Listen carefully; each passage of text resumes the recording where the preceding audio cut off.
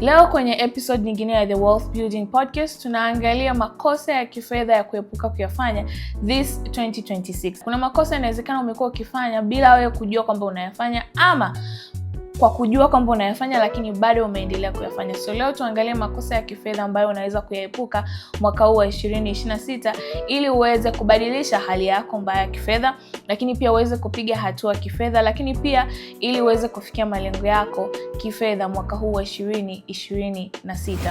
Mambo vipi? Hii ni The Wealth Building Podcast ya The Wealth Building Academy, ukiwa nami your favorite wealth building Coach G. Mahali hapa tunapata elimu ile waliosahau kukufundisha shule, elimu ya fedha, kuweka akiba, kuwekeza pamoja na kujenga utajiri unaodumu. Ikiwa haya ni mambo ambayo ungependa kujifunza zaidi, tafadhali usiache kusubscribe pamoja na kubonyeza kitufe cha notification ili uweze kuwa sehemu ya jamii hii hapa, lakini pia uweze kupata taarifa kila mara tunapokuwa na episode mpya.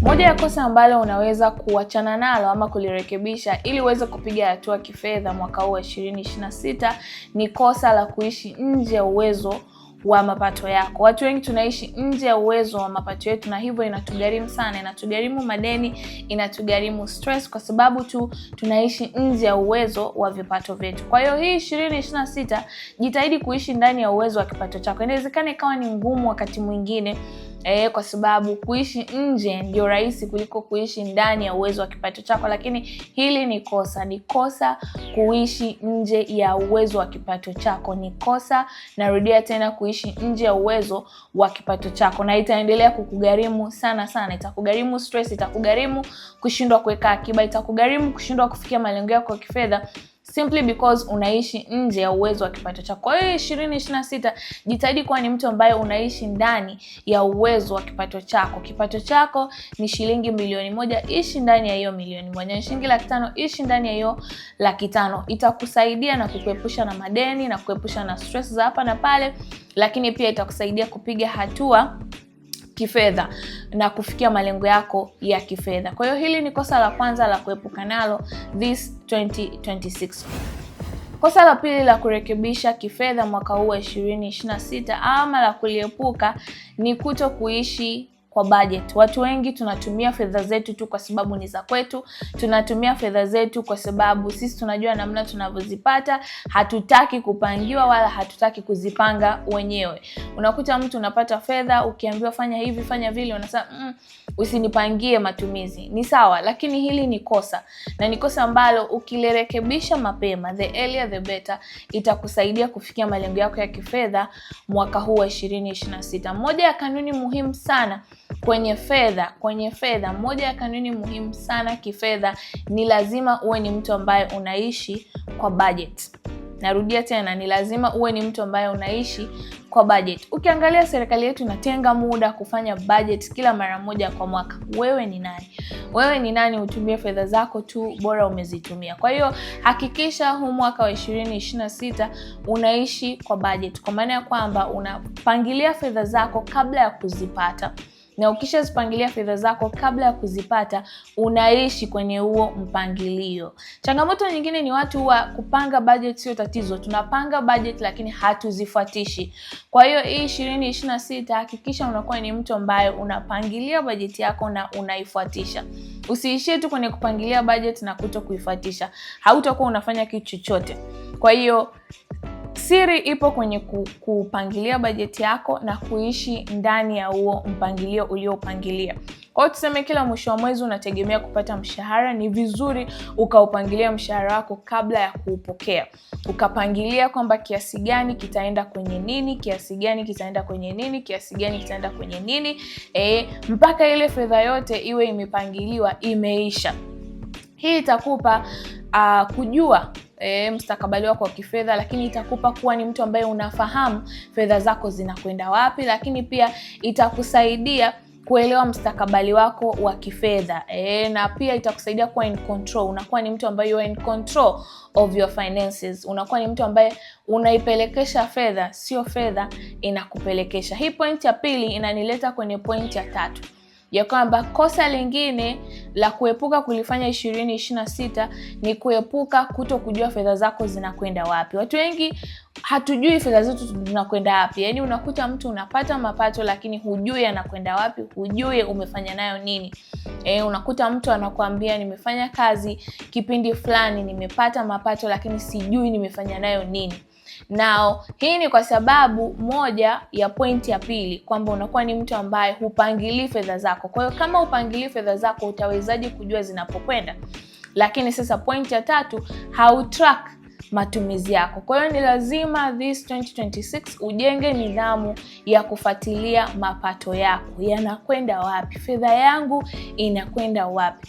Huwezi kufanikiwa kifedha wala huwezi kuwa in control ya pesa zako kama zinakupelekesha kwa wewe kutokujua zinakwenda wapi ama zimefanya nini.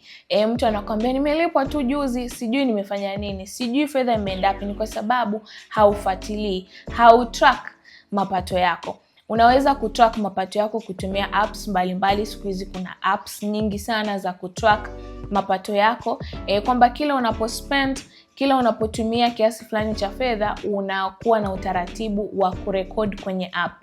Na uzuri wa kutumia app ni kwa sababu sisi wote simu zetu ziko kwenye mikono yetu sasa hivi. Kila mara una simu mkononi. Kwa hiyo inakuwa ni rahisi wewe kurekodi kwa kutumia hizo app. App zikikushinda unaweza kutumia notebook, kwamba ukirudi nyumbani jioni ukarekodi kwamba leo nimetumia shilingi kadhaa kwenye 1, 2, 3. Hii inatuonesha kwamba uko serious na fedha zako, lakini pia inatuonesha kwamba you are in control. Wewe haupelekeshwi na fedha, wewe unaipelekesha fedha kwa kujua wapi inakwenda. Zama za kutokujua fedha yako imekwenda wapi zimepitwa na wakati. Hii 2026 usiwe mtu ambaye hujui fedha zako zimekwenda wapi au zimefanya nini. Track your income. Fuatilia matumizi yako, fuatilia mapato yako yamefanya nini na nini.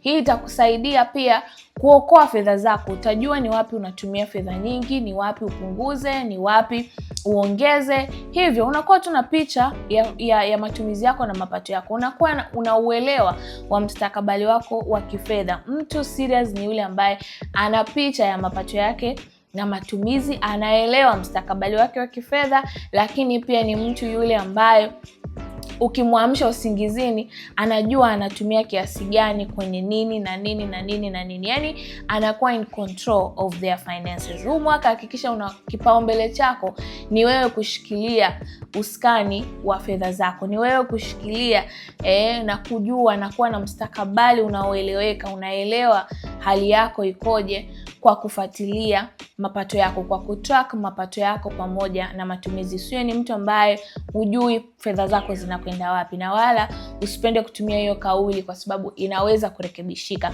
kwa kutrack mapato yako na matumizi.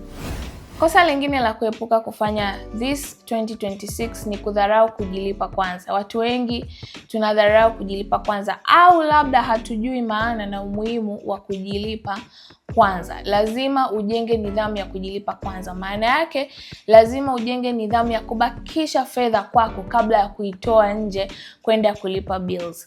Maisha yako namna hii na utaratibu wa fedha uko namna hii. Kutoa ndio utaratibu wa fedha, kwamba unapoipata lazima uitoe. Utoe ulipe bills, utoe ulipe hiki, ulipe kile, ulipe kile. Unapojilipa kwanza, maana yake ni kwamba unabakiza asilimia fulani kwa ajili yako, kwa ajili ya malengo yako, kwa ajili ya uwekezaji. Wakati mwingine tunashauri anza kujilipa kwanza, ama anza kubakiza hela, uwe na chochote kwa jina lako. Ndio tafsiri ya kujilipa kwanza. Kuanzia 10%. Kama unaanza 10%, unaongeza 20, 30 ya kila mapato yako unajilipa kwanza, unabakisha, inakuwepo kwenye jina lako kabla ya kwenda kulipa bills. Kwa hiyo watu wengi wamekuwa wakidharau hiyo kwa kusema kwamba kipato hakitoshi, hela ya kuweka akiba iko wapi? Kipato chenyewe hakitoshi tu kulipa matumizi, cha kuweka akiba nitakitoa wapi? Lakini hiyo ni tabia ambayo unapaswa, ama ni kosa ambalo unapaswa kulirekebisha hii 2026. Lazima ujenge nidhamu ya kujilipa kwanza, ya kuweka akiba angalau ya asilimia fulani ya mapato yako, ukianza na 10%, huku ukienda ukiikuza hiyo asilimia. Kwa nini? Kwa sababu uliza wakulima, watakwambia wao wanapolima hata kama hawajavuna walivyotegemea, huwa wana desturi ya kubakiza mbegu. wana desturi ya kubakiza mbegu. Sasa nikuulize, wewe ni nani unayekula mpaka mbegu? Kwa nini unakula mpaka mbegu? Umekula mbegu maisha yako yote, imekugharimu sana. Namna ilivyokugharimu wewe unajua namna imekugharimu. Kwa hiyo 2026 jenga nidhamu ya kujilipa kwanza, ya kubakiza mbegu kwenye kila mapato yako. Bakiza mbegu. Epuka kula mpaka mbegu tafadhali.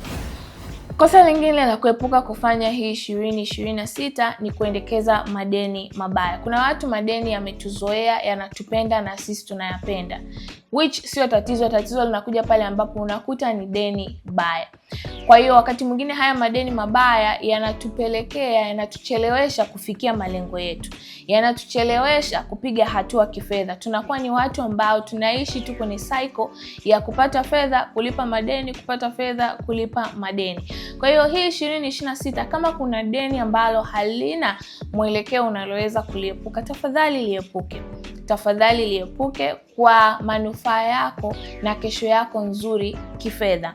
Madeni mabaya tuachane nayo, madeni ambayo hayatusaidii tuachane nayo, madeni ya vitu vidogo vidogo pia tunaweza kuachana nayo. Tujenge nidhamu ya kwamba tunaweza kuishi bila madeni mabaya, kwa sababu watu wengi tumegharamika sana kwenye vipato vyetu muda wote, miaka yote, kwa kushindwa, hata ambayo inapelekea kushindwa kufikia malengo yetu, simply because tunapenda kukopa. Unakopa, unanunua kitu hakieleweki, unakopa, unafanya vitu havieleweki, unakopa kwa sababu tu ya vitu ambavyo havina mashiko.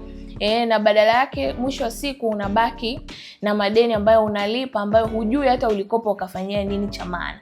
Kwa hiyo hii 2026 kaa mbali na madeni mabaya, achana nayo, yaogope madeni mabaya. Madeni mabaya ni yale madeni ambayo tunakopa, fedha zake tunafanyia vitu ambavyo havituingizii fedha.